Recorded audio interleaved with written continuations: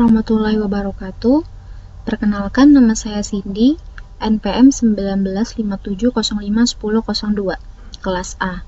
Di sini saya akan menjelaskan tentang untuk mata kuliah teori informasi. Di sini untuk penjelasan umumnya, apa itu informasi? Informasi merupakan hasil pengolahan data sehingga mempunyai arti bagi penggunanya.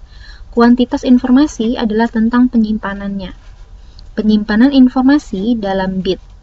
Teori informasi adalah pendekatan matematika untuk mempelajari pengkodean informasi bersama dengan kuantifikasi, penyimpanan, dan komunikasi informasi.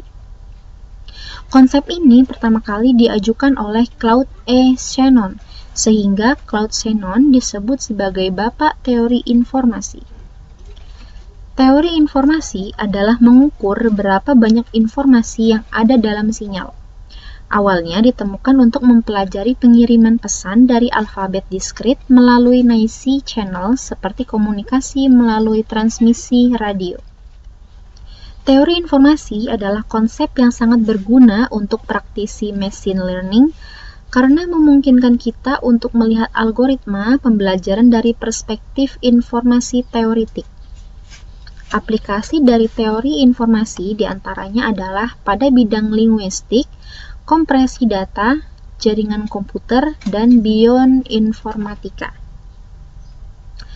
Kasus penggunaan yang paling umum untuk teori informasi adalah untuk mencirikan distribusi probabilitas dan untuk mengukur kesamaan antara dua distribusi probabilitas.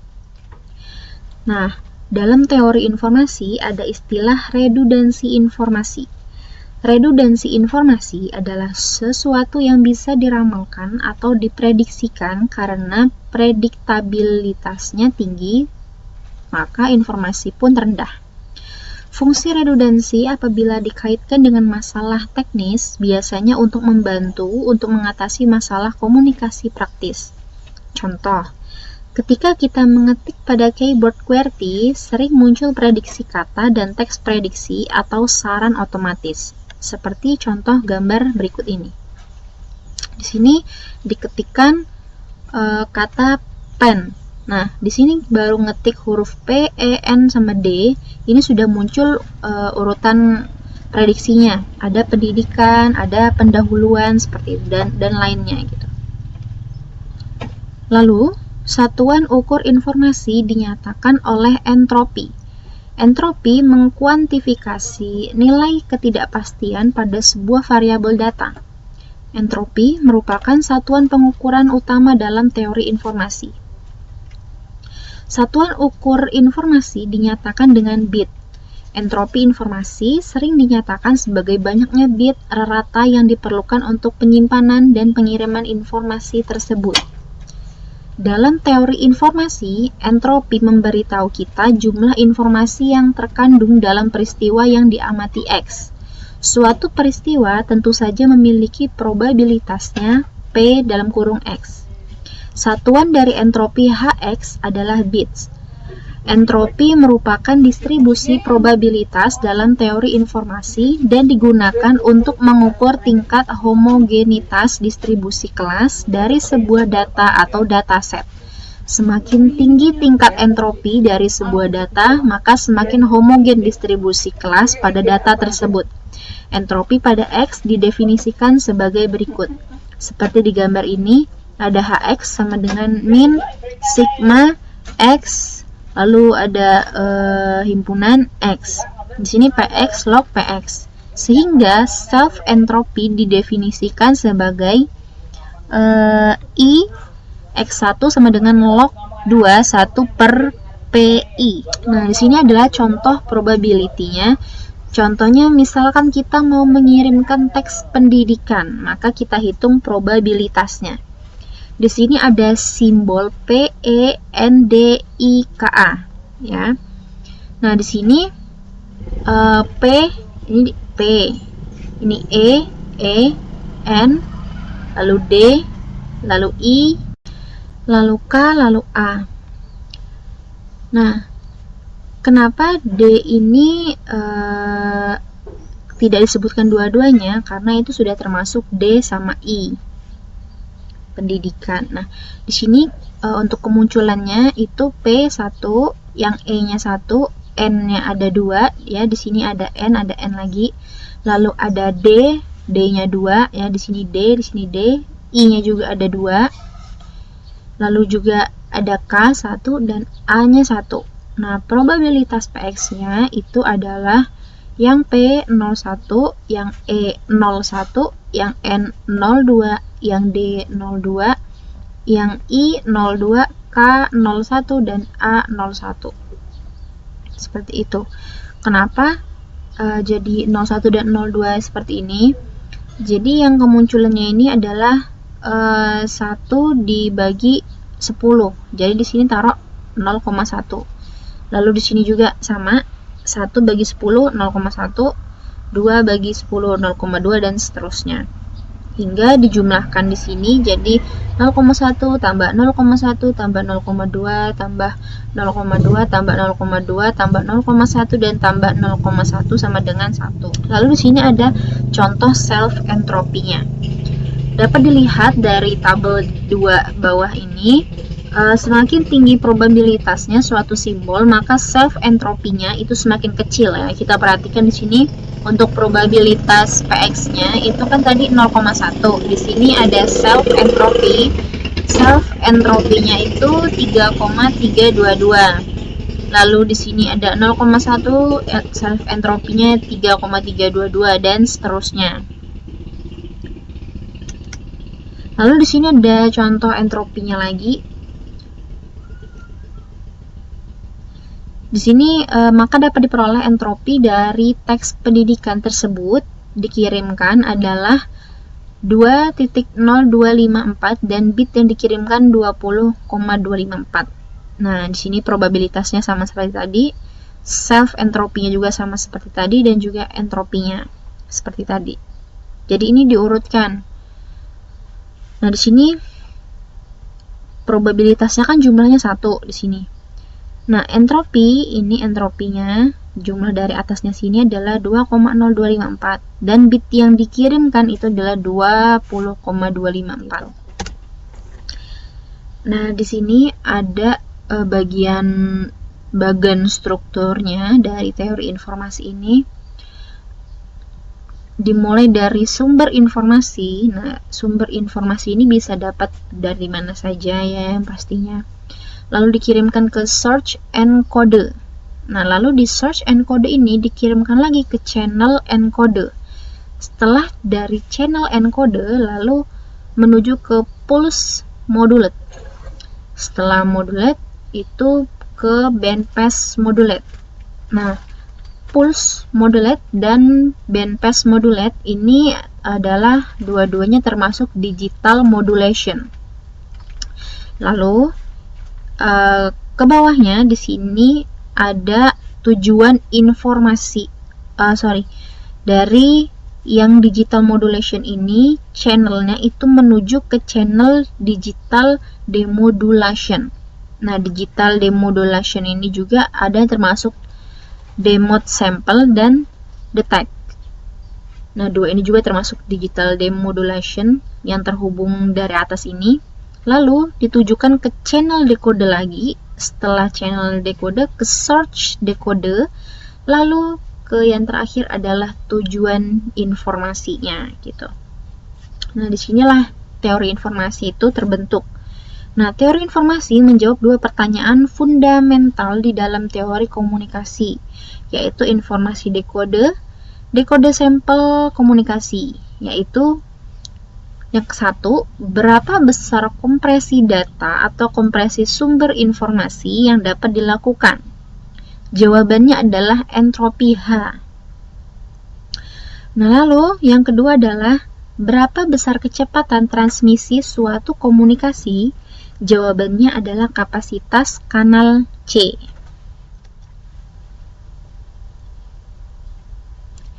Dapat dilihat di sini. Pada tahun 1940-an, ada pendapat bahwa menaikkan rate transmisi melalui kanal komunikasi akan menaikkan probability of error. Shannon membuktikan bahwa pendapat di atas tidak benar selama rate transmisi lebih rendah dari kapasitas kanal. Kapasitas dapat dihitung dari draw di kanal. Shannon juga berpendapat bahwa proses acak atau speech musik mempunyai nilai kompleksitas yang tidak dapat diperkecil. Nilai tersebut adalah batas kompresi sinyal yang diberi nama entropi. Bila entropi sumber informasi lebih kecil dari kapasitas kanal, maka komunikasi bebas error kapasitas kanal. Maka komunikasi bebas error secara asymptotis bisa dicapai. Ada dua ekstrim entropinya, yaitu kapasitas kanal, semua cara, modulasi, dan kompresi data terletak di antara dua ekstrim tersebut. Di sini ada teorema source coding. Nah, teorema source coding ini menyatakan bahwa untuk DMS dari S dengan entropi HS, maka panjang kode word rata-rata dibatasi oleh L lebih dari sama dengan HS. Maka apabila L min sama dengan HS, maka tanda N ini sama dengan HS per L. Nah, secara umumnya L besar ini kurang dari sama dengan L min, dan N ini kurang dari sama dengan 1. L lebih dari sama dengan L min dan N kurang dari sama dengan 1. Seperti itu. Lalu suatu source coding dikatakan optimal jika panjang kode minimal memiliki L min. Kraft inequality, ketidaksamaan Krafft. Nah, jika S adalah DMS dengan alfabet S sama dengan S1, S2, dan S terusnya hingga SQ, dan masing-masing kode word yang dinyatakan adalah NI, maka berlaku untuk N sigma I sama dengan 1, 2 pangkat min NI kurang dari sama dengan 1. Nah, lalu di sini ada contoh source coding yang pertama. Di sini Shannon-Fano coding, ini ada prosedurnya. Yang pertama adalah urutkan sumber simbol berdasarkan probabilitas dari yang terbesar ke yang terkecil. Bagi sumber simbol menjadi dua set, di mana masing-masing set mempunyai probabilitas yang hampir sama. Beri tanda bit 0 untuk set yang tinggi dan bit 1 untuk set yang lebih rendah. Nah, jadi yang bit 0 ini adalah untuk yang tinggi, sedangkan bit yang 1 itu adalah yang rendah. Lalu yang ketiga adalah ulangi proses di atas sampai tidak mungkin sumber simbol dibagi lagi gitu. Nah, di sini contohnya, tentukan keluaran search coding dengan prosedur Shannon-Fano untuk keluaran DMS sebanyak 6 simbol dengan peluangnya 0,05, 0,08, 0,12, 0,20, 0,25, dan 0,30. Nah, di sini adalah jawaban untuk solusinya di atas. Di sini ada SI. SI-nya itu adalah S1, S2, S3, S4, S5 sampai S6. Ya, sesuai dengan Shannon nih ya, tadi di soal ada 6. Nah, lalu di sini ada PSI. Di sini S1-nya itu adalah 0,30, S2-nya 0,25, S3-nya 0,20, S4-nya 0,12, S5-nya 0,08, dan S6-nya 0,05. Nah, step yang pertama itu adalah yang 0,30 itu adalah 0. Lalu di sini yang S2-nya 0,25 itu step 1-nya 0, dan juga S3 0,20-nya itu adalah 1, S4-nya 1, S5-nya 1, dan S6-nya 1. Nah, lalu di step 2-nya ini yang S1-nya itu 0, S2-nya 1, S3-nya 0, S4-nya 1, S5-nya 1, dan S6-nya 1. Dan begitu selanjutnya yang S1-nya di sini step 3-nya kosong, S2-nya kosong, S3-nya kosong, S4-nya 0, S5-nya 1, dan S6-nya 1. Di step 4-nya, S1, S2, S3, S4-nya itu kosong, lalu S5-nya 0, dan S6-nya 1. Nah, pada step kelima adalah kode word. Di sini S1-nya adalah langsung dijumlahkan ke sampingnya, yaitu 0, 0. Lalu yang S2-nya 0, 1, S3-nya 1, 0, S4-nya 1, 1, 0, S5-nya 1, 1, 1, 0, dan S6-nya 1, 1, 1, 1. Nah, ini dibuktikan bahwa HS sama dengan 2,36 bits atau simbol. Lalu L sama dengan 2,38 bits atau simbol. Lalu yang N-nya itu 0,99.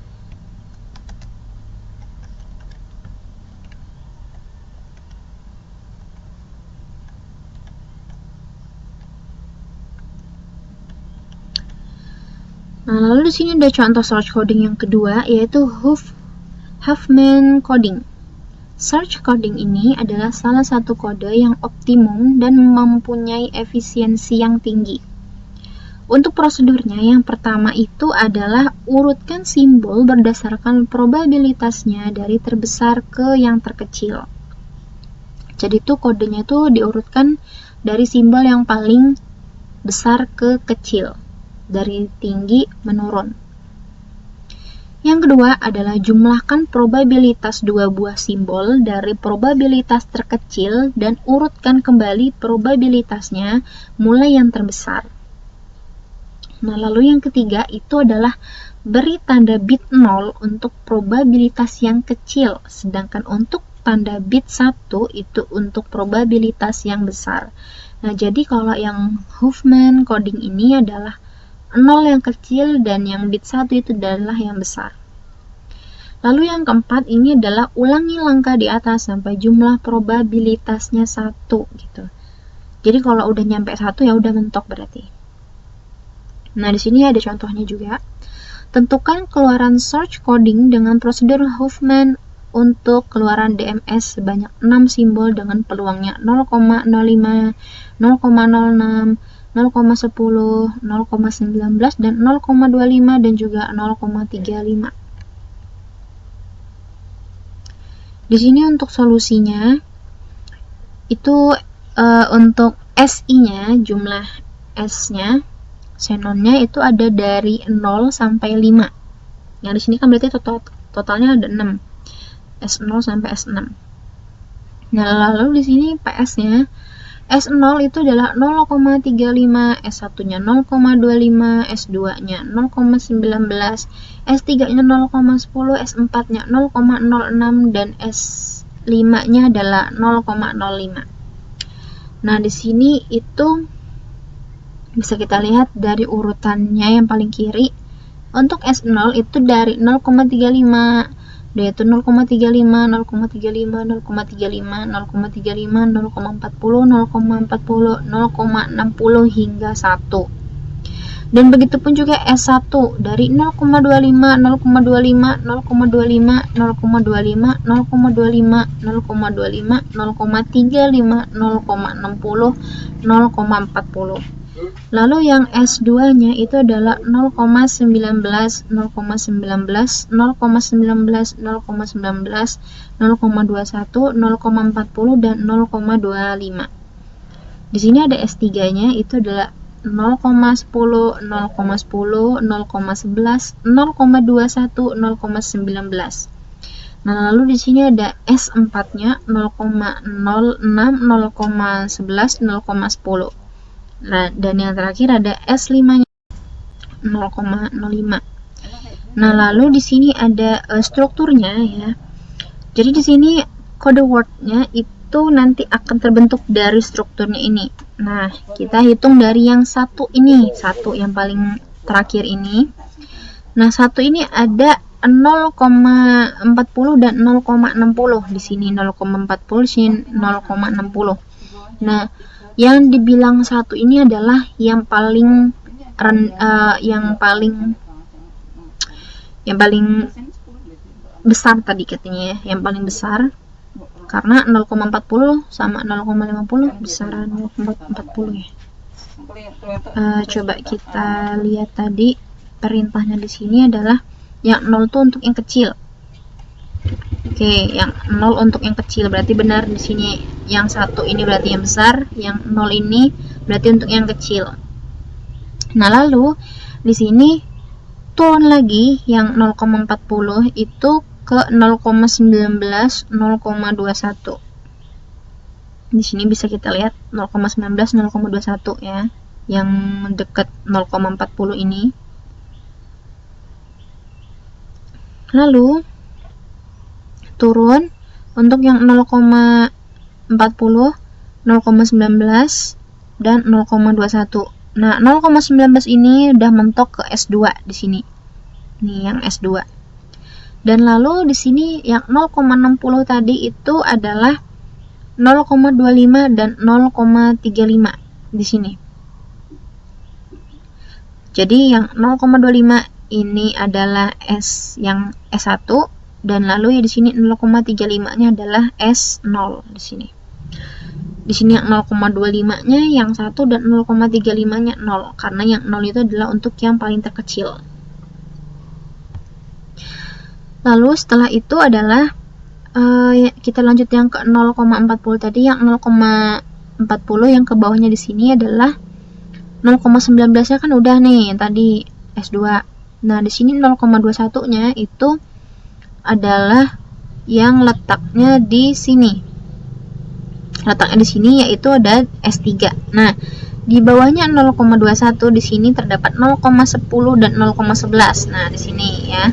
0,10-nya yang ini ada di S4 ya, ini salah sebenarnya. Ini S4. Ini S4. Nah, lalu di sini 0,11-nya itu di S3. Nah, 0,11-nya itu ada 0,05 dan juga 0,06. Nah, di sini 0,05 dan 0,06. 0,05-nya S5, 0,06-nya S4. Nah, lalu sudah terbentuk semua bagian kode word-nya ini, kita kumpulkan di sini. Untuk S0-nya berarti 00, kita lihat di sini. S0-nya S0 di sini 0. Lalu S1-nya itu yang di sini 01 ya. Ini 00 yang tadi S0-nya. Lalu yang S1-nya 01. Lalu yang S2-nya ini 11. Yang S3-nya dari sini 101 gitu. Lalu yang S4-nya ini S4-nya ya. S4-nya adalah dari atas ini 1000. Dan untuk yang S5-nya itu adalah 1001 seperti itu. Jadi dia kode word-nya dari atas ke bawah, dari atas strukturnya ini hingga ke bawah mentok seperti itu. Nah, untuk discrete memoryless channel, nah ini merupakan pemodelan kanal secara statistik dari DMS. X dan Y adalah random variabel untuk input dan output dari DMC. Kanal disebut discrete karena sumber simbol yang dikirimkan dan output kanal adalah discrete dan ukurannya terbatas. Pemodelan input X sama dengan X0, X1 hingga Xj kurang 1. Nah, lalu untuk pemodelan output itu adalah Y sama dengan Y0, Y1, dan Y seterusnya hingga YK-1. Di sini adalah discrete memoryless-nya. Di sini ada X. Nah, X ini dari X0 paling atas. Di sisi kanannya ada Y0, sisi kirinya X1, sisi kanannya Y1, dan begitu seterusnya ke bawah hingga yang X ini menuju Xj-1 dan Y ini menuju YK-1. Nah, di sini tengah-tengahnya itu adalah P buka kurung YK lalu dibatasi oleh ada batasnya, lalu X, J, tutup kurung.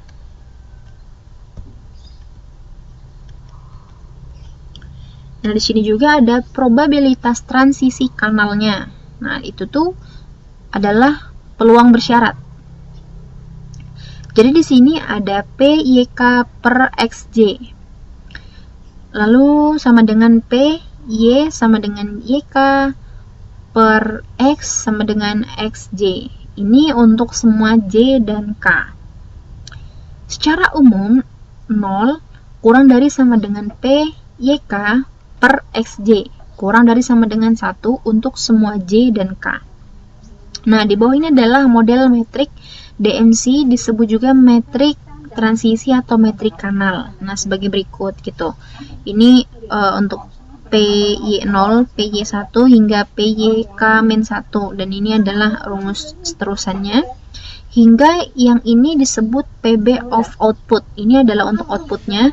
Ini channel metriknya, dan ini priori PB-nya. Nah, untuk satu baris yang sama berlaku K-1 sigma K sama dengan 0.